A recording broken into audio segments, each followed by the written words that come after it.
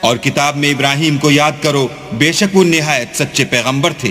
جب انہوں نے اپنے باپ سے کہا کہ ابا آپ ایسی چیزوں کو کیوں پوچھتے ہیں جو نہ سنیں اور نہ دیکھیں اور نہ آپ کے کچھ کام آ سکیں؟ ابا مجھے ایسا علم ملا ہے جو آپ کو نہیں ملا، تو میرے ساتھ ہوجئے، میں آپ کو سیدھی راہ پر چلا دوں گا۔ ابا شیطان کی پوجا نہ کیجئے، بے شک شیطان اللہ کا نافرمان ہے۔ ابا مجھے ڈر لگتا ہے کہ آپ کو اللہ کا عذاب آ پکڑے تو آپ شیطان کے ساتھی ہو جائیں۔ اس نے کہا کہ ابراہیم کیا تو میرے معبودوں سے برگشتہ ہے؟ اگر تو باز نہ آئے گا تو میں تجھے سنسار کروں گا اور تو ہمیشہ کے لیے مجھ سے دور ہو جا۔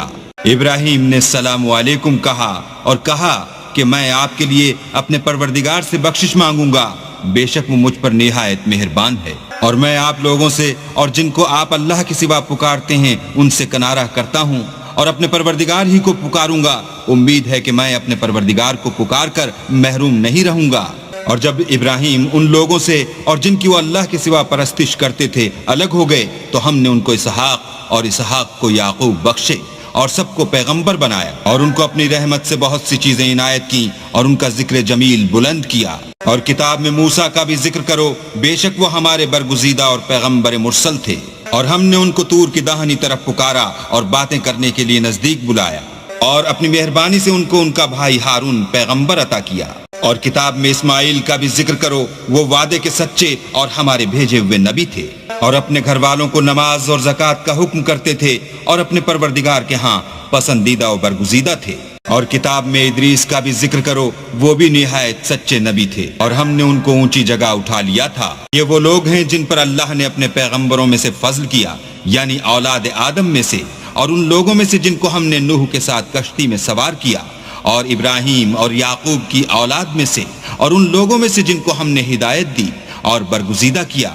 جب ان کے سامنے ہماری آیتیں پڑھی جاتی تھیں تو سجدے میں گر پڑتے اور روتے رہتے تھے۔ پھر ان کے بعد چند ناخلف ان کے جانشین ہوئے جنہوں نے نماز کو چھوڑ دیا، گویا اسے کھو دیا، اور خواہشات نفسانی کے پیچھے لگ گئے، سو ان قریب ان کو گمراہی کی سزا ملے گی۔ ہاں، جنہوں نے توبہ کی اور ایمان لایا اور عمل نیک کیے تو ایسے لوگ بہشت میں داخل ہوں گے اور ان کا ذرا نقصان نہ کیا جائے گا، یعنی بہشت جاویدانی میں، جس کا اللہ نے اپنے بندوں سے وعدہ کیا ہے اور جو ان کی آنکھوں سے پوشیدہ ہے۔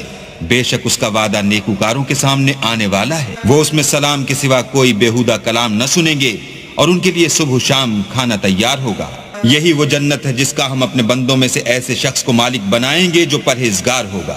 اور فرشتوں نے پیغمبر کو جواب دیا کہ ہم تمہارے پروردگار کے حکم کے سوا اتر نہیں سکتے، اور جو کچھ ہمارے آگے ہے اور جو پیچھے ہے اور جو ان کے درمیان ہے سب اسی کا ہے، اور تمہارا پروردگار بھولنے والا نہیں، یعنی آسمان اور زمین کا اور جو ان دونوں کے درمیان ہے سب کا پروردگار۔ تو اسی کی عبادت کرو اور اسی کی عبادت پر ثابت قدم رہو، بھلا تم کوئی اس کا ہم نام جانتے ہو؟